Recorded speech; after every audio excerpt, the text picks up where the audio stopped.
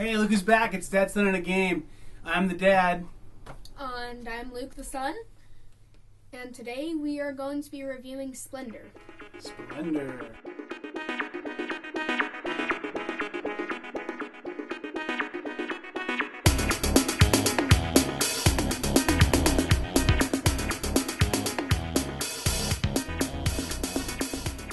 So if we look right here, this is Splendor, and it's kind of all set up on the board, and Luke's going to help me do a walkthrough here. So we have 3 piles of cards over here, and then from those 3 piles, we lay out 4 in rows that correspond with those. So this is kind of a weird setup. We have a lot of emeralds in the bottom row there. So Luke, why don't you pull those emeralds all off there, like clear those out, and get 4 new cards out for us, because I'm not sure if we shuffled these well enough or not. So Luke's going to take 4 new cards and put them across there. And these cards are basically the 3 piles. You can differentiate them by the color, but they also have these dots on the back of them. So there's 2 dots, 3 dots, and 1 dot. And that makes the rules for where they go. And then up here at the top, we have these nobles. And these nobles have a cost associated with them as well for them to come visit. There's some nasty glare there. So Luke, can you tip one of those up so we don't have a glare on it? We can see it real nice. So that one right there is worth 3 victory points. And Luke's showing us that you will get this noble to come visit you if you get 4 red and 4 green, basically development cards. So the development cards are the other name for these cards down here. So I'm going to go ahead and zoom out. We're going to talk a little bit about gameplay. The last component I want to introduce are these poker chips over here. And these are basically representative of the gems that we're acquiring as gem dealers. So I'm going to go ahead and tighten up our tripod here so we can show a little gameplay here. So on a turn, you have very few options. You have basically 4 options. The first option is you can take one of these gems from each of these piles for 3 total gems, all different colors. So that's option 1. So I'm going to take 3 gems total, but I can't have any matches. I have to take unique colors in each one of them. The second option is if there's at least 4 of these chips left, so there's 4 in this pile, so I could do this, I can take 2 of one color. Now Luke couldn't take these last 2 because there's not at least 4 tiles left. Even if I took 1 from that pile, because this is set up for a 2-player game where there's some gems removed from it, if I even take 1 from there, Luke can't take both of these. So most of the time we're going to be taking 1 of 3 different colors. And the second option is taking the 2. The third is going to be, I like one of these cards out here really a lot. And it would be this one right here. It only costs 1 plus 2 brown. I really like that card, and I think Luke might like it a lot too. So what I can do is I can take one of these golds, which these golds basically work as a wild card. They're like a wild gem that matches anything. And I would take this card, put it face down in front of me, and that's mine. And I get this gold as well. So I only take 1 gem. It's a universal gem, this gold. And then I take that card so no one else can get to it. So that's my third option. The fourth option is, as I picked up some chips, as I have the chips here, or the gems to pay for one of these cards, I can pay for one of them and take it. So let's say I did have the 2 browns and the 1 diamond. Then I would have the required cost to buy this card here. And I would take this card. It's mine now. And it sets in front of me. So when I look at this card here, here's the cost associated with it, which was the 1 diamond and the 2 brown gems, which I'm not sure what those are. And I would get a sapphire in my tableau in front of me, which means I always have access to this 1 blue card. So this 1 blue card's always mine. Our 1 blue gem's always mine. So anytime I see a blue gem cost out there, I can discount it by 1 because I always have access to this and I don't spend it. It stays with me the whole game. It stays right there in front of me. And I build that tableau up in front of me. And over time, I get more and more cards. So now I have a green and a blue, and then a red, and then a second blue. So now I can build these more expensive cards up here because I've built this engine in front of me. And it's a tricky game of balancing how long you want to spend on these lower level cards that aren't worth any points, but they help you make your engine so you can afford these cards up here in the top. But if you try and jump up there too quickly, then you don't have these long-lasting resources that you keep through the whole game. So I think the best way for you really to get a better idea of this game and to really kind of cement this down is for Luke and I to play a couple turns here. And I'm going to try and square this up a little bit so you don't have to see things at an angle quite as badly. So Luke, go ahead and take what you're going to do there, and just kind of talk us through it as you do it. Okay, so I'm seeing the one in the middle that I'm going to start getting these bottom resources so I can afford the middle ones. And I'm seeing that this one requires a lot of sapphires. So I'm going to start trying to get sapphires down at the bottom so I can get those engines going. So for my turn, I'm going to grab a black and a white because that's what's required here, and a blue. because I'm going to need that later on. Okay, so now it's my turn. That's all he did on his turn is he took three gems. And so I now am a savvy player, and I look at these cards and I think, what is he trying to buy? If he bought a black, a white, and a blue, I don't see any black, white, and blue cards out there, but I do see that he's going for this one right here. And so I can play this two ways. I can be nasty and mean and a terrible person and take this gold here and say, zoinks, you can't buy that one now. And that kind of messes him up and blocks him. But it also, to a degree, sets me behind too, because I'm not able to get as many gems as I might like that turn. So what I think I would do instead is I would know he's going for that blue, and I'm not going to fight him for that blue. I'm going to look at a different path here for myself.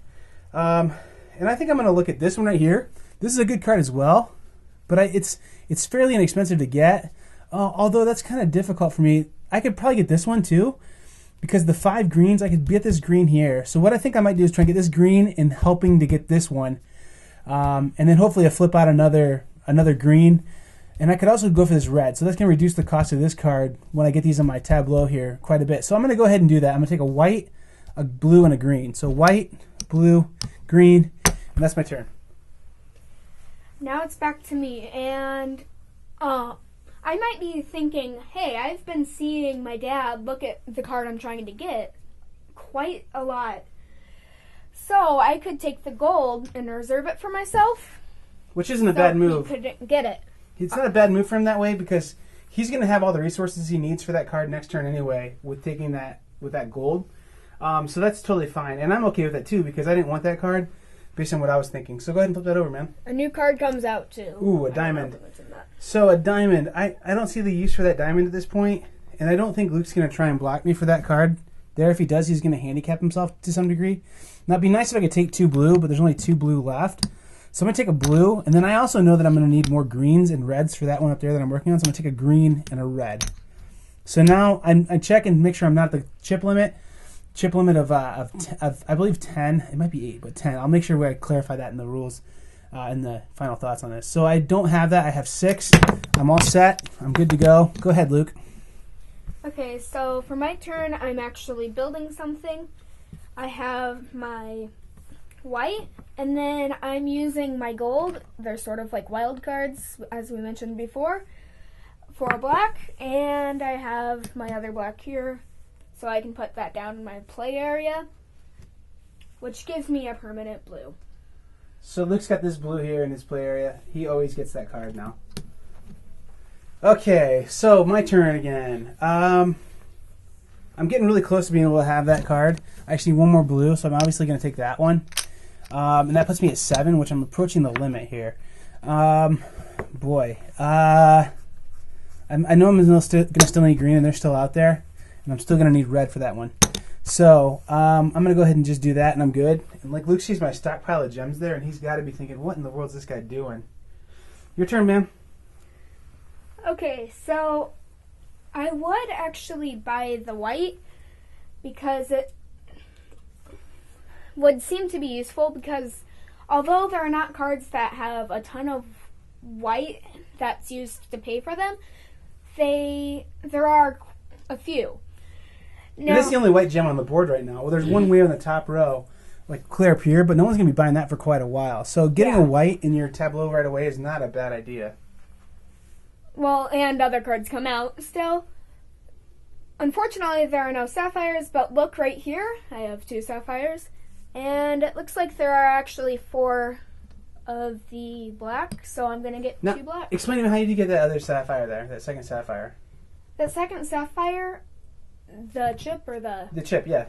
The chip I got. Oh, because you took a white, a brown, and a white, brown, and blue your first turn. And I was thinking ahead. Got it. Okay, that makes sense. I was just not sure how you got that. Okay, so this will probably be like each of us will get one more real quick turn because of time constrictions here. But I'm going to go ahead and show you that. I'm going to go ahead and buy this one. So I'll pay the 3. Actually, it's just 1. 1 green, 3 blue, and 1 white. And now I've got a green, access to a green forever and always in my inventory. So Splendor's a game that we've been playing as much as any at our house. It's a really fun little game. The weight of it is about right for my wife and for Luke. It's a little game that we really enjoy. And so you got an idea of the gameplay from Luke and I kind of doing a couple turns there. And basically, the only other thing I'm going to say is that game would continue, and we would continue to play, getting more and more advanced cards until the end of the game, and then whoever has the most of those victory points would win. So I'm sure there's a million how to play videos out there or other better reviews that explain the game a little better than that. But we're going to talk about what we do. Talk about how it is for dads and sons and people who are kind of fringe gamers, gateway gamers, family gamers, and how it works in our collection in our house. So, Luke, what do you think about Splendor? I'll let you start. In general, Splendor, the big highlight for me is the poker chips.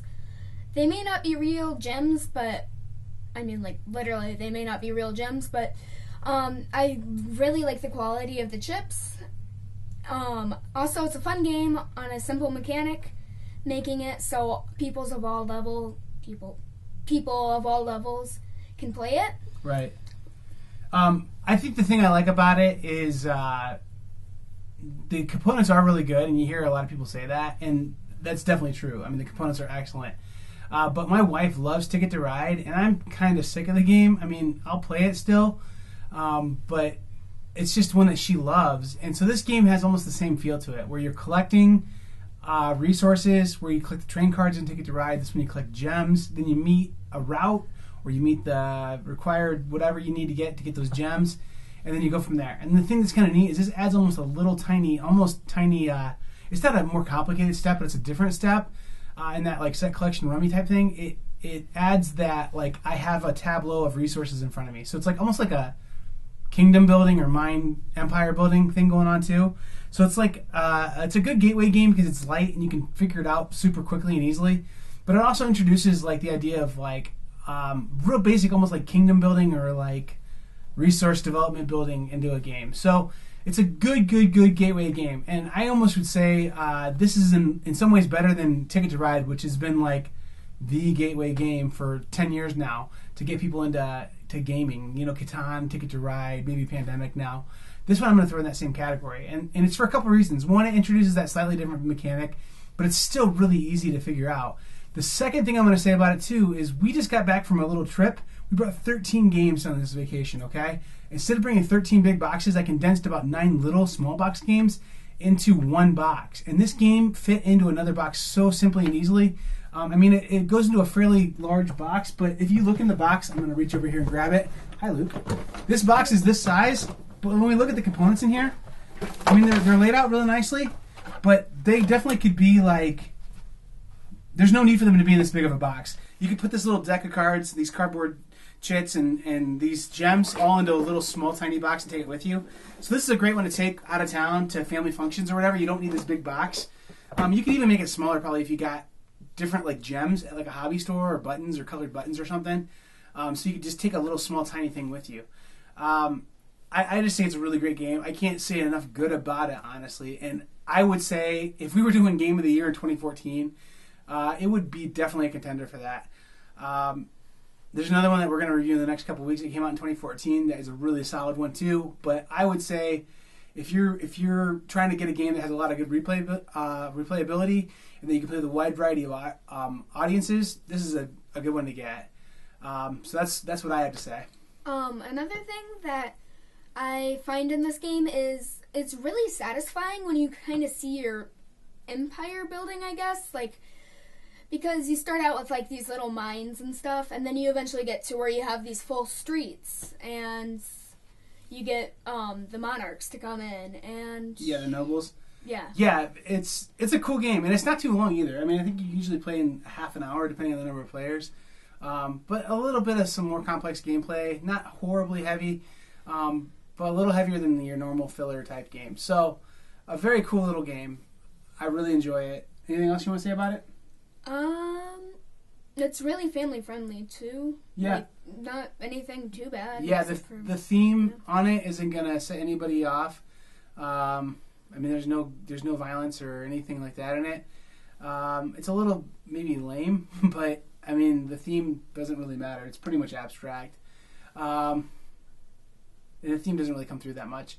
So, as far as our 3 criteria for us saying if a game's really awesome and you should get it or not, we usually go with family friendliness, and I just covered that. It's very family friendly. Can you think of anything that's not family friendly in this one? Yeah. No, well, if you shoved me in an empty room and let me think for 5 hours, probably, but... Yeah, and then the second thing is fun. We just like the fun factor. So I would say the fun factor on this isn't quite a 10 out of 10. It's pretty fun, though. The game doesn't get in the way of itself unless you just have some fun. So fun, I'm going to give it about like a 7.5 or 8. And I'm giving it like a 9 or 10 on the family friendliness. What are you thinking? Family friendliness, I would probably give it a 10 because there's seriously nothing about it, and it's a pretty simple game mechanic, so it's not like anybody's not going to be like having their head hurt, at least. What about fun? For fun, I'm probably going to give it a 9, and that's only because some games you could play over and over and over again and it would still be fun. Like, they just have that much replayability, but this, I feel like it does have good replayability, but once you hit, like, probably 5 times, it starts getting... Yeah, it gets a little repetitive. You can play it every night of the week. You know, that actually kind of starts with every game. And then the final one's the components. I'm giving it a 10. The components are amazing in it. The chips are great. Anything else on components? I'm giving components a 10, too, just because the cards are not floppy and... And you don't handle the cards that much, either. The cardboard for the nobles is fine, and then the chips are what you handle, and they're those nice poker chips. And I know I just said you could replace them with something else, like a travel edition. That would be kind of a shame because the chips are really good. As a matter of fact, I lost one of my white diamond chips, so I have to contact the company and see if I can get a replacement. And it really bummed me out. I was like, oh no! Most of the time, you can just replace. Like my copy of Power Grid's missing one of the power plants. I got it in a trade, and so I just put a Post-it out there. Who cares? But on this, the components were so nice that I was like, ah. Well, and that also shows you how fun the game is and how often we play it, you know? Yep. So that's it for Splendor. I think that's going to wrap us up on this episode. Thanks for watching, and check out dadsonandagame.com or dadsonandgame.com, where you can find this video along with all the other videos that we've done in our main page there. We also do occasional blogs, and we also have some resources there about diabetes. And if you love what we do, and you want us to keep doing this, if you want to contact us about like having us review your game, or if you want to send a couple bucks our way, there's an ability to do that as well. Just because, I mean, like, this does get expensive to buy games all the time, and I'm going to review as many games as I can. We're going to try and do them as frequently as we possibly can, but when we run out of games, we run out of games. So we're kind of hoping that people will either trade with us or donate a couple bucks here and there so we can keep buying games and then giving some of the old ones away to maybe good causes or something. One more thing is that we also have merchandise on our store, so you can buy any of the games we've reviewed. I believe, right? Yep. We have a. I mean, that's another way we try and make a little bit of a couple bucks here and there. Is we have an Amazon affiliate link on there. So if you want to buy a game that we've reviewed, and I don't have it totally updated our shop, but if you want to buy through our website, it would be awesome because then we could, actually make a couple bucks towards something different. So, thanks for watching. That's all. Talk to you later. Bye.